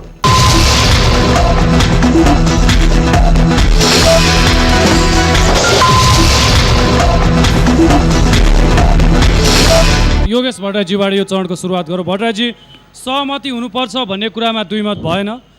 अब सहमति हुन सक्ने आधारहरू के? यस्तो आधार दिनुहोस् जुन तपाईँले दिएका आधारहरूको आधारमा हामी भोलि पर्सि नै दलहरू बिचमा सहमति भयो, संविधान निर्माणमा देखिएका अवरोधहरू हट्यो र संविधानको समितिको ड्राफ्टहरूमा देखिएका विमतिहरू हट्यो भनेर भन्न सकौँ। ती आधारहरू, विश्वस्त आधारहरू दिनुहोस् योगेशजी। एउटा प्रश्न उठेको छ, खास गरेर सरकारको सन्दर्भमा शान्ति सुरक्षा लगायत विभिन्न मन्त्रीहरूले गरेका काम कारबाहीको विषयमा नेकपा एमालेको तर्फबाट जवाफ दिनुपर्ने केही प्रश्न उठेका छन्। मलाई यहाँको बिचमा निसङ्कोच यो विषयमा के भन्न चाहन्छु भने यो संयुक्त सरकार हो, यसका केही सीमा छन्, केही बाध्यता छन्। तर म नेकपा एमालेको सदस्यको हैसियतले र यहाँ नेकपा एमालेका पनि कतिपय साथीहरू उपस्थित हुनुहोला, उहाँहरू सबैलाई म के अपिल गर्न चाहन्छु भने यो नेकपा एमालेको नेतृत्वमा भएको सरकार हो भन्ने थाहा पाउँदा पाउँदै पनि कतिपय यस्ता विषय छन् जसलाई पार्टी र नेकपा एमालेको सदस्यको हैसियतले हामीले समर्थन गर्न सक्दैनौँ। त्यस्तो कुरालाई समर्थन गर्नु कुनै औचित्यपूर्ण पनि छैन। जस्तो पासपोर्ट छपाईको सन्दर्भ छ, यो नेकपा एमालेको हिसाबले समर्थन गर्न सकिने विषय छैन। सार्वजनिक लेखा समितिमा, परराष्ट्र मामला समितिमा नेकपा एमालेका सदस्य सांसदहरूले यसको विरुद्धमा आवाज उठाएका छन्, तर नेकपा एमाले पार्टीको हिसाबले पनि यो निर्णयको पक्षमा छैन। दोस्रो विषय शान्ति सुरक्षा लगायतका कतिपय प्रश्नमा गृहमन्त्रीको कार्यक्षमताको विषयमा प्रश्न उठेका छन्। यहाँहरूले मात्रै होइन, हाम्रो पार्टी केन्द्रीय कमिटीमा समेत यो विषय प्रश्न उठेको छ। दण्डहीनता बढेको छ, अपराधीहरू उम्किँदैछन्, सरकार स्वयं अपराधीलाई कारबाही गर्न सक्षम भएको छैन। यस्तो बेलामा सरकारले यस्ता दण्डहीनतालाई अन्त्य गर्ने क्रममा आफ्नो जोड लगाउनुपर्छ, बल लगाउनुपर्छ भन्ने कुरा पार्टीको तर्फबाट निर्देशन भएको छ। चाहे त्यो बर्दियामा भएको बलात्कारको घटना होस्, काण्ड होस्, यस्ता कुनै पनि नेकपा एमालेको मन्त्रीको तर्फबाट यदि त्यसमा स्पष्ट ढङ्गले नेतृत्व प्रदान भएको छैन भने पार्टीको तर्फबाट त्यस्ता आपराधिक घटनाको समर्थन हुँदैन। नेकपा एमालेका कोही पनि सदस्यले यसमा समर्थन गर्नुपर्ने पार्टीको सरकारको हिसाबले बाध्यता छैन भन्ने कुरा म यहाँहरूको बिचमा निवेदन गर्न चाहन्छु। त्यस पछाडि अब संविधान बनाउने ठाउँमा हामी जुन जाँदैछौँ, वास्तवमा अहिले सहज अवस्था छैन। सहज अवस्था नभएको हुनाले नै यो एउटा सङ्कटको व्यवस्थापन पनि हो। नयाँ संविधान भनेको सङ्कटको व्यवस्थापन पनि हो। त्यसो भएको हुनाले सामान्य स्थितिमा जस्तो संविधान 48 दिनमा बनेन भने के गर्ने भन्ने अवस्था छैन। त्यसो भएको हुनाले 48 दिनभित्र संविधान बनाउनका निम्ति हामीले भकमर्दो प्रयत्न गर्नुपर्दछ। यदि त्यस्तो भएन भने संविधान सभाको समय बढाउन सकिन्छ। संविधान अहिलेको अन्तरिम संविधानको प्रस्तावनाले पनि त्यो भन्छ। संविधान सभाका दलहरूको सहमति भयो भने त्यो काम गर्न सकिन्छ। संविधान सभाबाटै नयाँ संविधान बनाउने ग्यारेन्टीका साथ संविधान सभाको म्याद बढाउन सकिन्छ। 48 दिनको एउटा सङ्कट के छ भने तपाईँले संविधान त बनाउनु, तर जनताको बिचमा संविधान सभाबाट ड्राफ्ट भएको संविधान जनताको बिचमा छलफल गर्ने समय छैन। सेना समायोजनको निम्ति प्रशस्त समय अब बाँकी छैन। संविधान बन्दा पछाडि पनि संविधान घोषणा भए पछाडि यो मुलुकमा दुईटा सेना हुन सक्दैन, एउटै सेना हुन्छ। त्योभन्दा अगाडि सेना समायोजन भइसक्नु पर्नेछ, जसले गर्दा समय हामीसँग निकै टाइट भइसक्यो विभिन्न कारणले। नेतालाई गाली गर्नुहोस्, पार्टीलाई गाली गर्नुहोस्, जे गर्नुहोस्, तर समय हामीसँग अब धेरै कम छ। त्यसो भएको हुनाले समयलाई केही थपेर भए पनि एउटा प्रजातान्त्रिक विधिबाट, लोकतान्त्रिक विधिबाट यो संविधान बनाउनु पर्छ। त्यसले मात्रै 62-63 को जनक्रान्तिका उपलब्धिहरूलाई संस्थागत गर्न सकिन्छ भन्ने हाम्रो पार्टीको धारणा हो। त्यसपछि अन्तिममा म के भन्न चाहन्छु भने संविधानमा केही यस्ता विषय छन् जुन आम जनताको बिचमा छलफलमा लानुपर्ने छ। सङ्घीयताको विषय, राज्यको पुनर्संरचना, कतिवटा प्रदेश बनाउने, के नाम राख्ने, त्यसको सीमाङ्कन कस्तो बनाउने, नामाङ्कन के गर्ने, सङ्ख्या, अधिकारको बाँडफाँड, यस्ता विषय केही विवादास्पद विषय छन् जसलाई राज्य पुनर्संरचना आयोग मार्फत यसलाई टुङ्ग्याउनु पर्छ भन्ने हाम्रो पार्टीको धारणा छ। संविधान घोषणा भएपछि पनि तपाईँले राज्य पुनर्संरचना आयोग मार्फत यसलाई पछि आउने संसदले कानुन बनाएर यसलाई चाहिँ टुङ्ग्याउन सक्छ। यस्ता केही विवादास्पद मुद्दाहरू जो आज टुङ्गिँदैनन्, हामीले सहमतिका साथ टुङ्ग्याउनको निम्ति समय लिनुपर्दछ। मुख्य विषय यो 21औं शताब्दीमा नयाँ नेपाल बनाउने हो। त्यो नयाँ नेपालमा हामी सहमतिका साथ बनाउने हो। शान्तिपूर्ण नयाँ नेपाल हुनु पर्यो। मान्छेको जुन जीव धनको सुरक्षा विगतमा भएन, अब त्यसको अन्त्य हुनु पर्यो। सबै नेपाली मेचीदेखि महाकालीसम्म निर्धक्कसँगले हिँड्न डुल्न सक्ने त्यो खालको अवस्था हामीले सृजना गर्नु पर्यो। उद्योग धन्दा फस्टाउनु पर्यो, रोजगारीको अवसर सृजना गर्नु पर्यो। त्यो ढङ्गले एउटा आर्थिक समृद्धिका दिशामा जाने ढङ्गले हामीले संविधान बनाउने हो भने सहमतिको विकल्प छैन। मुख्य ढङ्गले एकीकृत माओवादी जो संविधानको सभाको सबभन्दा ठुलो दल हो, त्यसपछि नेपाली काङ्ग्रेस, नेकपा एमाले, यी तीनटा दल, एटलिस्ट यी तीनटा दल र अरू सबै मधेसवादी दल सहित एकै ठाउँमा उभिएर मात्रै हामीले संविधान बनाउन सक्छौँ। यदि त्यो भएन भने संविधान घोषणा भएको भोलिपल्ट त्यो जल्न थाल्छ। त्यो संविधान जसरी 46 सालको संविधान असफल भयो, यो संविधान असफल हुन्छ।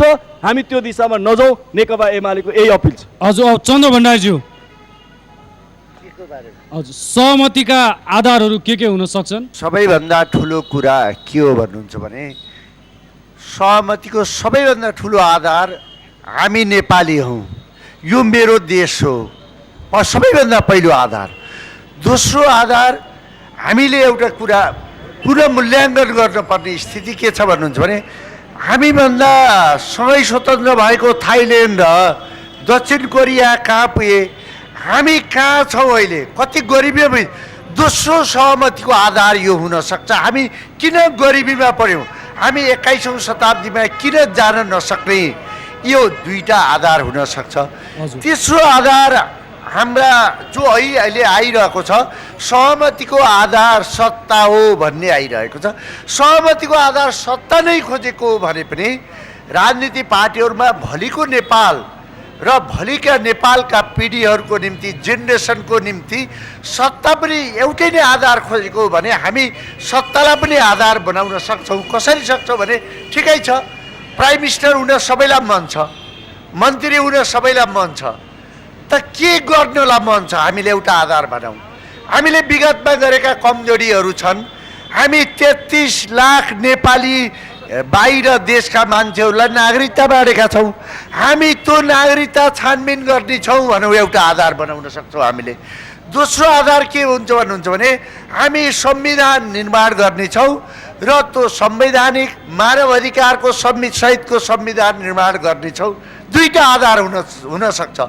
तेस्रो आधार हामीले जातीय भेदभाव सामाजिक सद्भावहरूलाई हामीले खलबलाउने छैनौँ।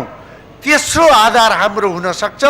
यति तीनटा कुराहरूमा हामीले मिल्यौँ भने पार जोसुकैले भोलि प्रचण्ड होइन, बाबुराम होइन, जोसुकै तपाईँलाई प्रधानमन्त्री भए पनि नेपालका सबै पार्टीहरू मिले हुन्छ भन्ने कुरा एउटा तीनटा कुरा तपाईँहरूसित राख्न चाहन्छु। चौथो कुरा म के राख्न चाहन्छु भने यो राजनीतिक पार्टीका नेताहरूको हाम्रो मात्रै कुरा नगरौँ, यहाँ हामी सबैलाई मिलाउन सक्ने कडी एउटा छ, यो सञ्चार माध्यम। म यो तपाईँहरूको मार्फत भन्न सक्छु। 601 जनालाई हामीले संविधान बनाउन जिम्मा दिएका छौँ। 50-55 हजार यिनलाई हामीले तलब दिएका छौँ गरिब देशले। तपाईँले कमसेकम संविधान 601 जनाले बनाउन सकेनौ, तिमी नेताले बनाउन सक्दैनौ भने नेपालका कुनै पनि मिडियाको तिमी अतिथि बन्न सक्ने छैनौ र तिमीहरूलाई हामीले 48 दिनपछि बहिष्कार गर्नेछौँ भनेर भन्न सक्दैनस् त। कति सजिलो आधार पनि त छ नि। त्यस कारणले म तपाईँहरूसित सहयोग माग्छु नेपालमा। अहिले तपाईँले यो बुटोलको यो बुद्ध यो शान्ति क्षेत्रको ठाउँबाट सहयोग माग्छु। त्यति सहयोग गर्नुहोस् त संविधान त बनिहाल्छ।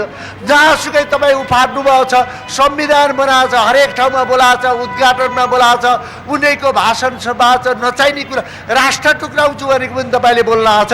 पृथ्वीनारायणले 240 वर्ष अगाडि, अमेरिका बन्नुभन्दा 13 वर्ष अगाडि, जर्मन बन्नुभन्दा 85 वर्ष अगाडि यो नेपाल त बनाइसकेको थियो नि। उसको शालिक फालेको सबैभन्दा राम्रो तरिकाले हामीले दिन्छौँ। यो गर्न हुँदैन भनेर हाम्रो सञ्चार माध्यमले गर्दैन। अलिअलि त यो सञ्चार माध्यमले पनि उचालेको छ नि, यसलाई नियन्त्रण गर्नुहोस्। यो बुद्धको भूमिबाट म सञ्चार माध्यमलाई अनुरोध गर्न चाहन्छु। अर्को कुरा मलाई साथीहरूले के भन्नुहुन्छ भने यो संविधान बन्छ भन्नुभयो, 47 सालको संविधान हो भन्नुभयो।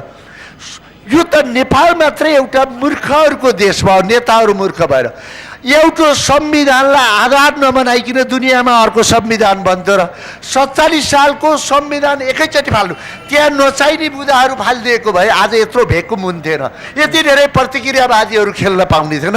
हाम्रा कहाँ न कहाँ कमी कमजोरीहरू विगतमा रहेका छन्। अब यो भारी आउने जेनेरेसनलाई कति बोकाउने? म त भन्न थालेको छु, उहाँ देवेन्द्र पौडेल हुनुहुन्छ, माओवादीका लडारुको माओवादीको युद्धमा सबै राम्रा काम भएका हुन् त। कति निर्दोष मान्छेहरू मारिएका हुन्, कति निर्दोष तपाईँलाई बच्चाहरू विस्थापित भएका हुन्, कति अनाथ भएका हुन्। यो भारी भर्खर बन्ने माओवादीका बच्चाहरूलाई बोकाउन हुँदैन, उसलाई हामीले सुधार्नुपर्छ। नेपाली काङ्ग्रेसको सरकारले राम्रो गरिदिएको भए आज यो अवस्था त आउँदैन त। केही हामीले जसलाई नेता मान्यौँ, जसलाई सबै मानेका थियौँ, ऊ छोडेर गइसक्यो त पार्टी।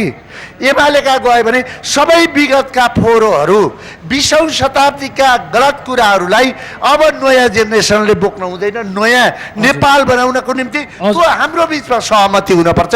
यी आधारहरू मान्यौँ भने हामी बन्न सक्छौँ। अर्को कुरा, यस्तो 21औं शताब्दीमा तपाईँलाई भोट पाइन्छ कि भनेको छ, नचाहिने कुराहरू छ, जातीय कुराहरू छ, भाषिक कुरा गरिएको छ, क्षेत्रको कुरा गरेको छ। मार्क्सवाद भनेको त मानवताका निम्ति लेखिएको नि, हामीले स्वार्थका निम्ति गरेका छौँ। त्यसकारण यो कुरालाई पनि हामी छोड्यौँ भने मलाई लाग्छ संविधान बनिसकेको छ। मैले अहिले भनिसकेँ, मैले 19वटा बुँदामा मात्र असहमत हो, 18 बुँदा 5वटा हुन्, 2 रातमा बन्न सक्छ के संविधान हामीले मात्रै बनाएको हुन्। यो बनाएर छुट्टै देश हो त, संसारका अरू देशमा बनाएका छैनन्। बेलायतमा संविधान नलेखिकन चलेको छ। यो ठुलो कुरै होइन, संविधान बन्न सक्छ। किनभने हामीले नबुझेको एउटा कुरा छ, तपाईँले सबैले नबुझेको, यो सरकार बनाउने मात्रै संसद होइन नि त, यो त संविधान बनाउने थलो पनि हो नि। त्यसकारण संविधान बनाउने पाठले माओवादीले 4 महिना बन्द गर्दा पनि संविधान बनिरहेको थियो। एउटा कुरा हामीले बुझ्नु पर्यो। त्यसकारण हामी इमान्दार भयौँ, नेताहरू इमान्दार भए बन्न सक्छ। अर्को कुरा, मान्छेले थप्ने कि नथप्ने भन्ने कुरा पनि योगेशजीले राख्ने। यदि भोलिको कालो बादल, हिंसाको कालो बादललाई बढाउनुभन्दा बोलाउनुभन्दा हामीले के बोल्नुपर्छ भने आज हामी सबैसँगै बसेका छौँ भन्ने होइन नि त। हिजो त तपाईँलाई देवेन्द्रको मान्छेले हामीलाई देख्यो भने हालिहाल्थे त। हामीले पनि हामी सबै मिलेर माओवादीलाई हान्न खोजेकै त हो नि। हामी सबैको मिलन भनेको एकअर्कोले सिद्धाउन नसकेको मिलन हो नि। अब त्यो नै हो भने अहिले रियलाइज गरेर भोलिको राम्रो भविष्यको किन कल्पना नगर्ने? त्यस कारणले हामी मिल्न पर्छ, समयको कारणले। हस्, धन्यवाद यहाँलाई। अब देवेन्द्र पौडेल सुनिलजी, सहमतिका आधारहरू र यहाँ उठेका केही जिज्ञासाहरू। जो धेरै प्रश्नकर्ताहरूले जो सङ्घीयताको प्रश्नमा अलिकति माओवादीको कहीँ त्रुटि छ कि भनेर जो कुरा उठाउनु भएको छ, म एउटा मात्रै क्लियर गरेर म आफ्नो कुरा राख्न चाहन्छु। उदाहरणको निम्ति हामी चौराहा पुग्नु छ भनेदेखि एकजना मान्छे गोलपार्कमा छ, एकजना मान्छे यहाँ छ, एकजना मान्छे मिलन चोकमा छ। सबैको चाहिँ पुग्ने ठाउँ भनेको चौराहा, राजमार्ग चौराहा हो भनेदेखि निश्चित रूपमा गोलपार्कको मान्छेलाई पर्खेर लिएर जानुपर्छ। र हामीले जस्तो मुख्य चाहिँ यो सङ्घीयता हामीले किन भनेका हौँ भन्दाखेरि, जस्तो यहाँ ध्यान दिनु होला, हामीले कास्टका आधारमा राज्यको विभाजन गर्न हामीले खोजेका छैनौँ। कास्ट र नेसन भनेको अलग अलग कुराहरू हुन्। त्यस कारणले मगर भनेको मगर समुदाय हो, तमु भनेको चाहिँ तमु समुदाय हो, तर तमुवान भनेको मगरात भनेको नेसन हो, त्यो कास्ट होइन। त्यस कारणले त्यसका आधारमा हामीले सबै मानव जाति बराबर भएर सुन्दर फुलबारीको रूपमा हाम्रो देशमा बस्न सकौँ, त्यस्तो प्रकारको हामीले सङ्घीयताको परिकल्पना गरेका हौँ। त्यो क्रममा पछि परेकालाई स्वाभाविक रूपमा जातीय रूपमा कास्टकै हिसाबले भन्नुहोस्, अगाडि परेको समुदायले पर्खेर लिएर जाने कुरा नै वास्तवमा उपयुक्त हुन्छ भन्ने हिसाबले हामीले यो कुरा उठाएका हौँ। जहाँसम्म यो संविधानको प्रश्नको सवालमा जो कुराहरू किरणजीले राख्नुभएको छ, पहिलो कुरा के हो भन्दाखेरि विश्वास नै पहिलो कुरा हो। हामी जो यहाँ तीनजना आज बसिराखेका छौँ, तपाईँहरूले जो कुरा राख्नुभएको छ, हामी तीनजनाले मात्रै पुग्दैन। यो प्रत्येक नागरिकको सरकारको विषय हो संविधान बनाउने भन्ने कुरा। सम्पूर्ण साना दल र ठुला दलको मात्रै प्रश्न होइन। यहाँ सबै नागरिकहरू, नागरिक समाज, बौद्धिक समुदाय र प्रत्येक नागरिकको सहभागिता संविधान निर्माणको कुरामा हुनुपर्छ। त्यस कारणले पहिलो कुरा चाहिँ हामीले यो जुन प्रकारले झिकझ्याक, जुन प्रकारको अस्थिरता, अराजकताको बिचबाट हामी जो गुज्रिन परिराखेको छ, यसलाई विश्वासमा बदल्न सक्यौँ र नेताहरूका कार्यशैलीहरूलाई, एकअर्कालाई आलोचना गर्ने संस्कारलाई हामीले अलिकति चाहिँ करेक्सन गरेर हामीले एउटा विश्वासमा परिणत हुन सक्यौँ भनेदेखि हामीले चाहिँ एउटा वातावरण बनाउन सक्छौँ। पहिलो चाहिँ आधार यो हो। दोस्रो आधार भनेको के हो भन्दाखेरि जनताले जेसुकै भए पनि निर्वाचन त हो, आखिरी कि त निर्वाचन होइन भनेर हामीले छोडिदिनु पर्यो। संविधान सभा भनेपछि त्यहाँ दुई प्रकारका अवयवहरू छन्। एउटा संविधान सभा छ, एउटा चाहिँ प्रतिनिधि सभा छ। त्यो रूपमा दुई रूपमा चाहिँ त्यहाँ अवस्थित भएर बसिराखेको छ। त्यस कारणले जुन रूपमा भए पनि निर्वाचन त हो, आखिरी निर्वाचनमा अभिव्यक्त भएको चाहिँ जनमतलाई हामीले सम्मान गर्नु नै वास्तवमा लोकतन्त्र भनौँ कि जनतन्त्र भनौँ कि प्रजातन्त्र भनौँ कि अलग अलग हाम्रो परिभाषाहरू छन्, त्यो संसारभरिमा स्थापित भएको मान्यता हो। त्यस कारणले जनमतको सम्मान गर्नु र जनमतको सम्मानका आधारमा अगाडि बढ्ने प्रक्रियालाई मार्ग प्रशस्त गर्नु नै दोस्रो चाहिँ तपाईँको आधार हो भन्ने लाग्छ। तेस्रो आधार भनेको के हो भन्दाखेरि आन्दोलनका मूल्यबोधहरू। खास गरी हामीले 62-63 सालमा आफ्नो प्रकारका हाम्रा आन्दोलनहरू थिए। कोही पछाडि थियौँ, कोही अगाडि थियौँ, कोहीले विरोध गरेका थियौँ, कोही राजासित मिलेका थियौँ, कोही भारतसित मिलेका थियौँ होला। तर सबै कहाँ पुग्यौँ भन्दाखेरि नेपालमा सामन्तवादको अन्त गर्नुको निम्ति संयुक्त रूपमा चाहिँ जनआन्दोलन जानुपर्छ भनेर हामी पुग्यौँ। त्योभन्दा पछाडि हामी नफर्कौँ। सबैको अनुहार जनताले हामी सबैलाई देखेका छन्। त्यसो भएको हुँदाखेरि यो आन्दोलनमा अभिव्यक्त भएको मूल्यबोधप्रतिको इमान्दारितापूर्वक अगाडि बढ्ने प्रतिबद्धता नै अर्को कुरा हो भन्ने हामीले लाग्छ। अब चौथो कुरा भनेको के हो भन्दाखेरि देश र जनताप्रतिको एउटा समर्पण। जस्तो हामीले राष्ट्रिय स्वाधीनताको प्रश्न उठायौँ, यहाँ आरोप र चाहिँ गाली गलौजको भाषा प्रयोग नगरौँ। असमान सन्धिको कुरा हामीले विगतदेखि चाहिँ 250 वर्षदेखि उठाएको छौँ नि। हामी देश सार्वभौम रूपमा कहीँ न कहीँ चाहिँ ठगिएको छ भन्ने कुरो त हामीले उठाएको छौँ नि। यी प्रश्नहरूलाई हामीले राष्ट्रिय स्वाधीनताको एजेन्डाको रूपमा हामीले उठायौँ। प्रत्येक नागरिकलाई एउटा सम्मानको रूपमा राज्यले समान प्रकारको व्यवहार गर्नुपर्छ भनेर नागरिक सर्वोच्चताको मुद्दा हामीले उठायौँ। यी कुनै माओवादीका निजी एजेन्डा होइनन्। यस्ता प्रकारका साझा बिन्दुहरूमा हामी चाहिँ मिल्न सक्यो भनेदेखि वास्तवमा मिति यही तोकिएको समयमै संविधान बन्ने स्थिति कतिपय चाहिँ प्रक्रियागत रूपमा कुरा टुङ्गिँदै पनि सम्भव भएन भने पनि अलिकति तलमाथि गरेर हामी संविधान बनाउन सक्छौँ। त्यस कारणले सहमतिको निम्ति, वातावरण बनाउनको निम्ति हामी अगाडि बढौँ। यो चाहिँ तपाईँको जनयुद्धको विशिष्ट स्थितिबाट आएको माओवादी र माओवादी एक्लैले पनि संविधान बनाएर दुईटै पुर्याउन सक्दैन, जनताको मत हो।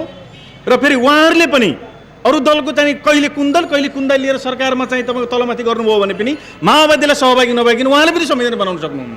त्यस कारणले यो यथार्थता हो। यो यथार्थतालाई आत्मसात गरेर छिटोभन्दा छिटो उच्च स्तरीय संयन्त्रमा कुरा टुङ्गिएर यो सरकारले पनि जो कुरा उठिराखेको छ मार्ग प्रशस्त गर्नको निम्ति जो योगेशजीले कुरा राख्नुभयो उहाँहरूको जो भूमिका छ हामी सम्मान गर्न चाहन्छौँ कि सरकारले नै सहमतिको निम्ति चाहिँ वातावरण बनाउन सकेन भनेदेखि तत्काल राजीनामा दिँदा के फरक पर्छ र आखिर देखेर जनता नै मुख्य प्रश्न हो भनेदेखि राजीनामा दिन सकिन्छ त्यहाँ।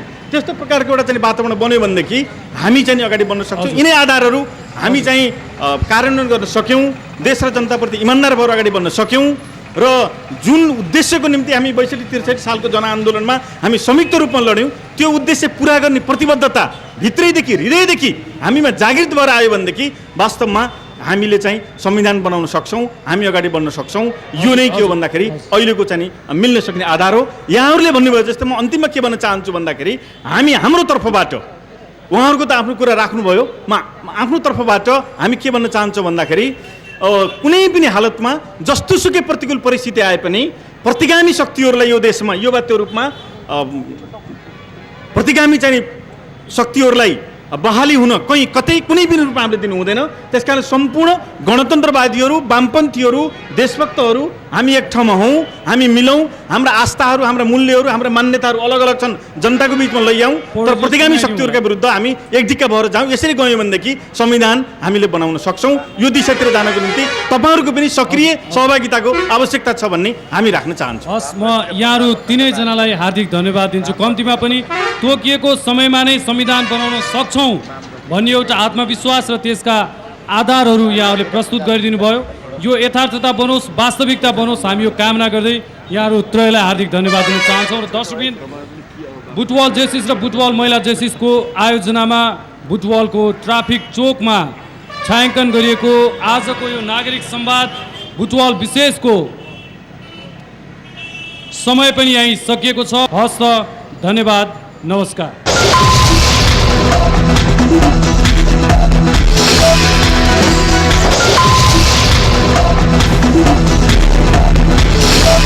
In association with Nepal Justice, sponsored by The Star Home, a complete home.